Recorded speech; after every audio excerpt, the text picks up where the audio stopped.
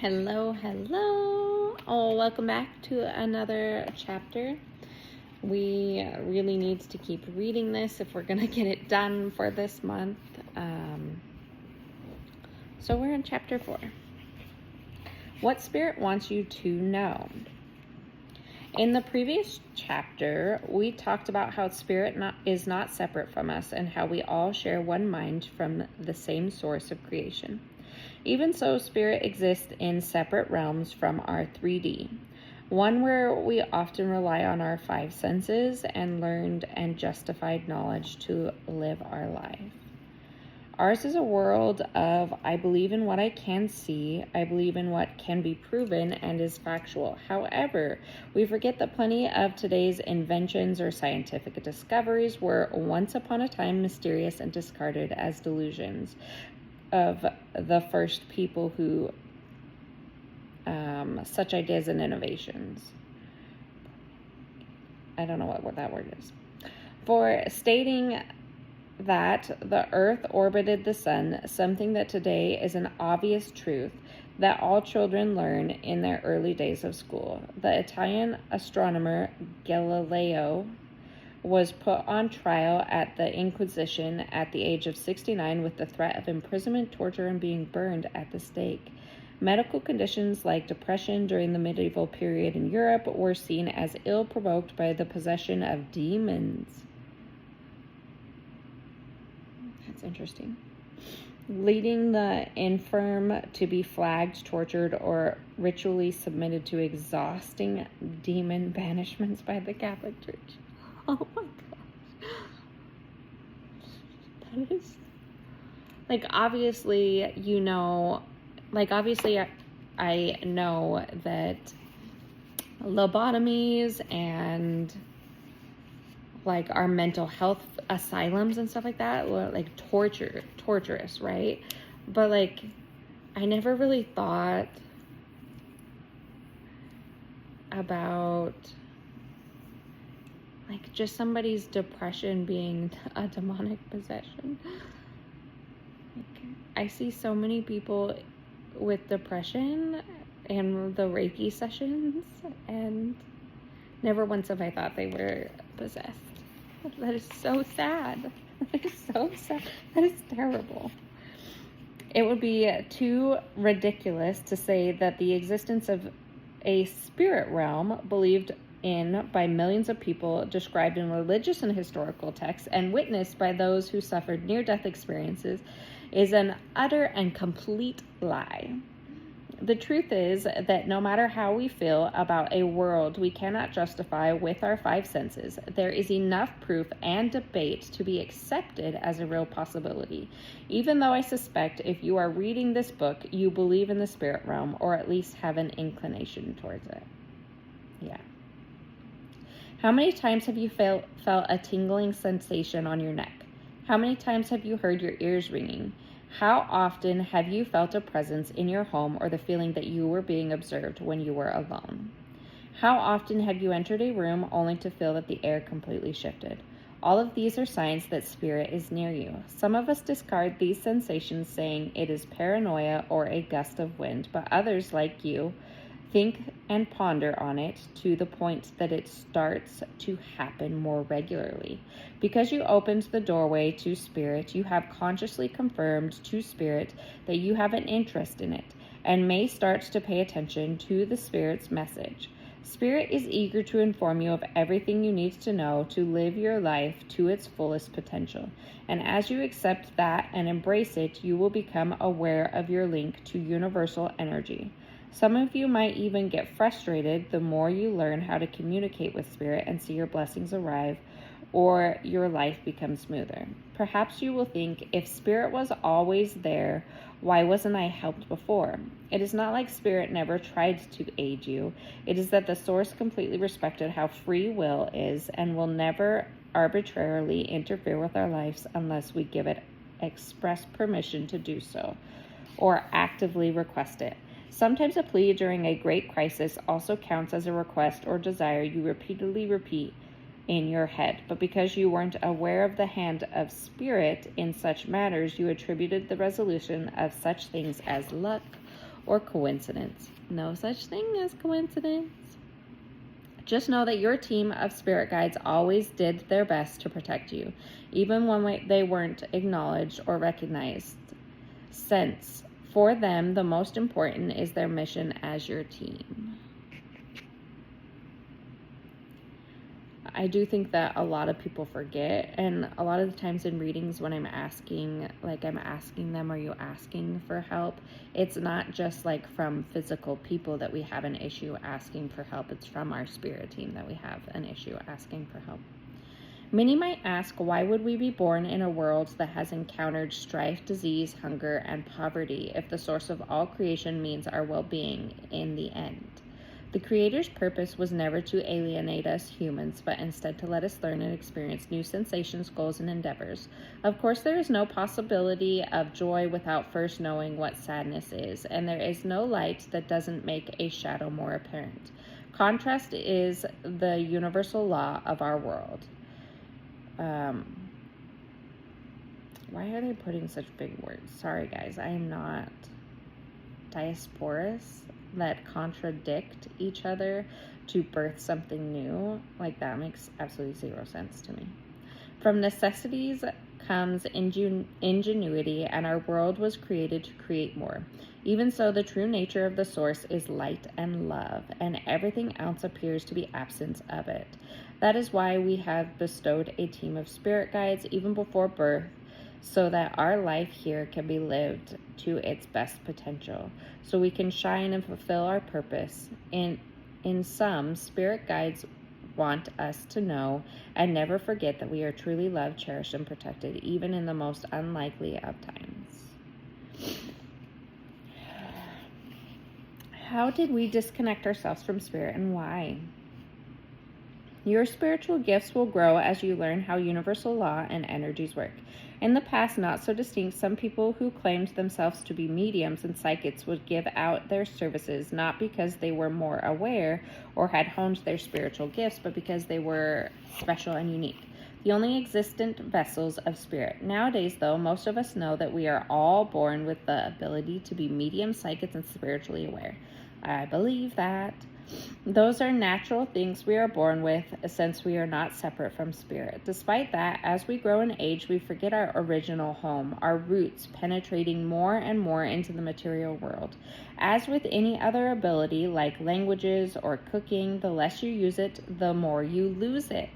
That is why young children are still very connected to the higher realms and are highly perceptive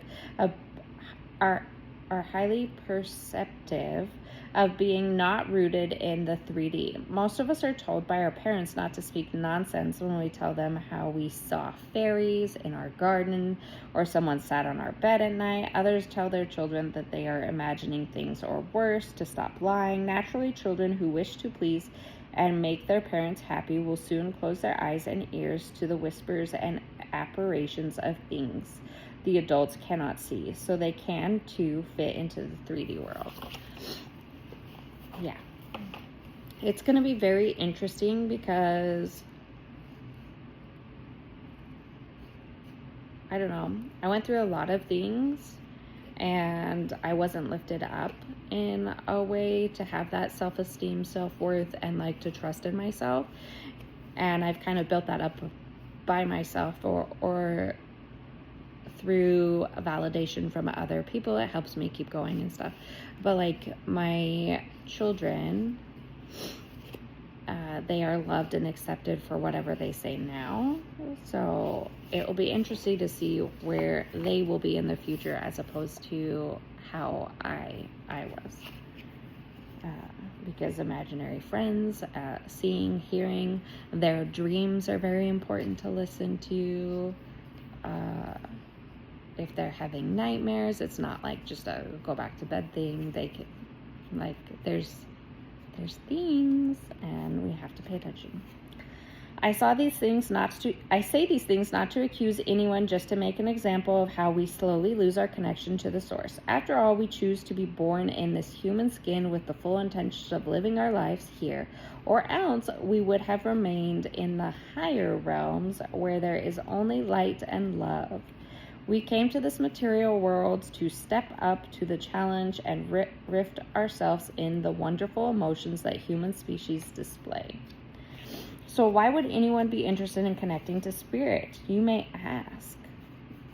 I could ask you the same about history. Why do we learn history, and what has happened a millennia ago if that has neither no influence nor matter to you? To understand where we are going, we must first understand where we came from. Yes, we did come to the world to discover, explore, and learn, but we also came with good, in truth, great, wonderful intentions. Before descending to the realm, every born human filled their heart with the desire to raise humanity and make it grandiose, not through power, violence, or war, but through love, compassion, kindness, and understanding. However, as we lose ourselves in material needs, we slowly forget the emotional ones. Pay attention here. The source does not desire you to be a retired hermit only living in herbs. The source wants you to have everything you desire, the beautiful house, the fast car, the fabulous shoes, however, without us forgetting our nature. We can be plentiful while being righteous. We can be rich while being charitable. And we can be competitive while being magnanimous. That is why for humanity to thrive, we must enjoy our life here, but connect to spirit so we can be guided into the direction of more love and light to ourselves and others. How to feel spirit's presence. As you elevate your awareness, gradually your buried spiritual gifts will resurface. There are several ways to do so, depending on the person and personal beliefs. But the common principle to all, and the most important, is to keep an open mind. Do not close your eyes and ears when you witness something abnormal. Instead, question it. Try to uncover it, and remember that even if you do not totally understand it, it doesn't make it untrue. Suppose you become afraid or startled when you notice spirit is around you or trying to communicate with you. In that case, it is possible for the connection to fail, and that you, even unconsciously, block all communication from there onwards, either stopping future contact or messages or having a muddled interpretation of what is shown to you. Know not that spirit can be felt differently depending on the person and their spiritual gifts. And yes, even if your gifts are not worked on, you will still retain them and the sense spirit. If you are gifted with clairaudience, you might hear spirit speaking directly into your mind. It'll sound like thoughts, maybe nudges, or an impromptu sentence. Many people will attribute this to their gut instincts, which can be, but as you tune more to your intuition and follow its advice, the more you will harness your gifts. In time, you will understand that you are not the one thinking such thoughts, that these are in fact put in your mind by someone else, that someone else is your spirit guides. Please do not confuse these types of thoughts with your ego thoughts. Advice by spirit always comes from a loving, non-judgmental, and caring place. That is not spirit if your thoughts are cynical, doubtful, mean, negative, or condescending. You can also hear spirit messages in music, movies, or even in what people say. Initially, it is exciting to know that you have a spirit guide looking out for you, but by discerning, since not everything you listen to will be a sign or message from spirit. Usually when spirit is trying to speak with you, it is normally in a phrase or word that causes a great impression or impact on you. Maybe it is the song that stays stuck in your head for days, or perhaps it is something your colleague said last week that suddenly pops into your mind. No matter what, you will have a feeling that there is something about what you heard, even if it's just for a second. If you are gifted with clairvoyance, you might see what cannot be seen by the human eye, or an elemental spirit in the woods, a shadow in the night, someone's auric field, or winds on a stranger. With clairvoyance, it all depends on how much you are attuned to your gifts. Some people can see full-bodied spirit guides just as if they were people in the flesh. When you first realize you have this gift, I advise you to work on your interpretations of the higher realm and the beings in them. Spirit is pure energy, except we need a human being to exist in the 3D world. Spirit doesn't need one. As such, when they appear to you, it will be in the form that you associate with their whatever. If you believe angels have wings, then your guardian angel will appear to you with wings. If you believe spirit to be evil, then it is possible to see a creature that will terrify you. However, I tell you this so you are not scared, since spirit will never hurt or appear before you if you are not ready. This doesn't limit itself to angels. Even your ancestors might appear embodied with a physical appearance or of the last time you saw them, or maybe it is the appearance where you had the greatest impact on your life. So that's very interesting.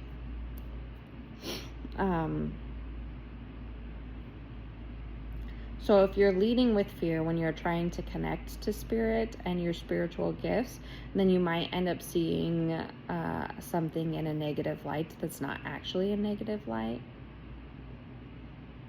That's just got me thinking there. Because sometimes when I'm working with people, they see something or think something, and I'm like, there's no way. But there is a way if they're leading with fear and not with what's truly in front of them.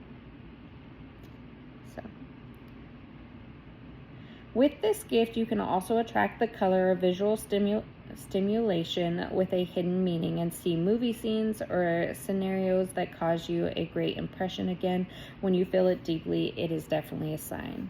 If you have clairsentience, spiritual gift, then you have a sense of clear feeling. Usually this makes you feel emotions more strongly than others. Most of the time, not just your own, but those of the surrounding people as well. You will usually sense if spirit guides are nearby through physical sensation on your body, like the hairs of your arms rising, a tingling sensation on your head, or a buzzing sound in your ears. Sometimes it is a draft of cold air or a sudden bolt of excitement out of nowhere. The sensations can also be more apparent in spaces where you might feel observed or not alone. With this gift, you will make choices or go down streets based on a feeling or a hunch. Maybe make friends or enter relationships just because you like them, and leave them being behind for not liking them anymore for no apparent reason. This is all the handiwork of your spiritual gift and your spiritual guides coming through. It can also feel a place's energy if it feels clear, free, spacious, or heavy and with low vibration. With clairsentience, you can also feel the energy of spaces, which indicate energy and spiritual presence. Again, remember that spiritual presence should feel good, light, and lovely. If you have claircognizance as your spiritual gift, then you clearly know what you need to know or want to know without needing to use your physical mind in rationalizing it or arrive at a logical conclusion. This is like the hardest one to explain to your husband, because he's like, how do you know though? How do you know? How do you know? And it's so irritating to me. And I'm like, would you just trust and listen to me? Because this is the way it is. But how do you know? Stop thinking with your logical mind. You just know things because, well, you know them. You can usually download messages from spirit guides by many methods, like automatic writing or when reading a book and having a sentence that catches your eye. You will also be able to know where you should go, what things to do, and how. Many people have probably said you are wiser beyond your years or a very introspective person when your spirit guide is near you. You will just know. When you intentionally connect with Spirit to receive a message, Spirit is always there for you to answer your questions and shed light on your doubts. So you can always ask Spirit to answer your specific questions or request them to prove their presence. There are many and several ways to do this. Again, a different method may apply depending on how you feel comfortable. The most recommended and common method is meditation. It allows you to relax while your imagination faculties can translate spirit messages into images, sounds, or colors that can answer your questions. In case you are new to meditation, you can follow this guided meditation to communicate with your spirit guides. First, make sure that the place where the meditation is to be done is quiet, clean, and clutter-free. A comfortable space will have positive energy calling for more energies at the same vibration. See that you will not be interrupted by noise, pets, or other people. Before you start your meditation, say out loud or in your mind, what is your intention for this meditation? Be clear and sure about what you want from it. Is it to meet your spirit guides, or maybe know what your spirit guide is attempting to tell you? Is it to confirm who your spirit guide is? Ensure you have one focused intention that cannot be misinterpreted during meditation. Now put yourself in a comfortable seated position. You also lie down, but it is easy to fall asleep like that. Look at the point in the ceiling of the space you are in, and while you do so, feel your eyeballs getting heavier and heavier with each breath you take. Take 3 deep breaths in and 3 deep breaths out, and close your eyes. See in your mind's eye a beaming white light descending from above and entering your body. This light will go down from your head to your chest to your stomach and then your legs, finally shooting off of your feet as white roots that ground into the floor. As you imagine yourself being protected by the white light, your body relaxes, knowing you are protected and safe. As you feel completely relaxed, let the messages from your spirit guides appear before you. Before going out for your meditation, make sure to see the roots from your feet shrinking back into your body and white light retracting it and leaving your body. Open your eyes slowly and thank your spirit guides. Meditation isn't everyone's cup of tea. Some other ways can be more suited for you if you find it difficult to concentrate during meditation. A great way to communicate with your guides is to think about your questions before going to sleep. Your dreams are more than the subconscious organization of your day's data. I recommend having a journal or your cell phone near your bed so you can write everything you remember from your dreams when you wake up. The messages can be explicit, but also be a mix of symbols and strange events. If you can't understand what your dreams mean, even after writing it down, several books help you with dream symbolism and interpretation.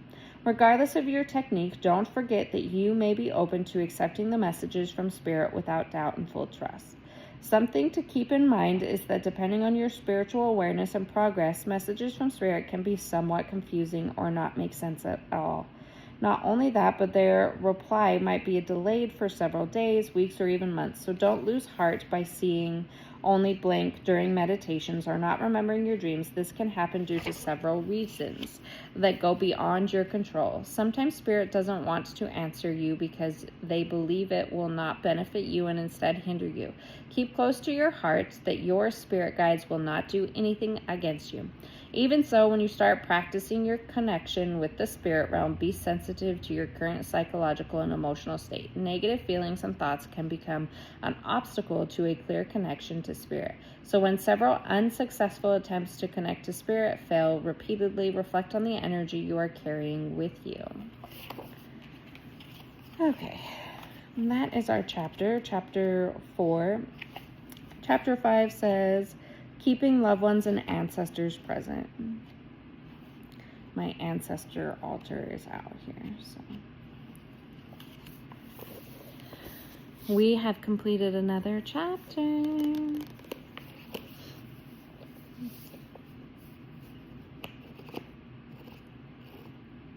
The more you dive into your spirituality and the more you trust, the more you'll see, hear, and feel. So, and not being scared of it, because I think a lot of people get scared, and there's really nothing scary about connecting more to your spirit guides and spirit team, and fear is a liar, so you just have to remind yourself that. I definitely think that daily meditation has helped me a bunch in connecting, as well as using divination tools like tarot or oracle cards or pendulums or whatnot, but remembering to have protection in place. What was that? That was a creepiness. I saw something go past outside as well as something creak in the kitchen. Anyways, I was saying remembering to have protection in place while you're connecting with spirit, or if you're setting like a specific intention, like the roots and stuff, that was a very protective thing to do. Lighting incense, calling on your ancestors and spirit guides for protection before you dive deeper, setting intention not to allow any trickster energy to come in or manipulation or whatnot, and receiving signs and messages for your highest good. There are times when I try to connect with people's spirit guides and I can't get answers to specific things, and it's because for me, I feel like it's because it would hinder that person, or it's something that they need to figure out on themselves. It's something that they need to ask their spirit team, and it's not something that I can give them guidance on. But anyways, I hope that you're enjoying this book. I hope that we get a little bit deeper next time. It says ancestors is probably just going to tell us to have pictures and altars and to keep them present in our life by thinking about them and calling on them and stuff. But a lot of people don't know to do that. And a lot of people don't know that they have altars for their ancestors with all of the pictures and stuff. Anyways, have a good day. Talk to you later. Bye.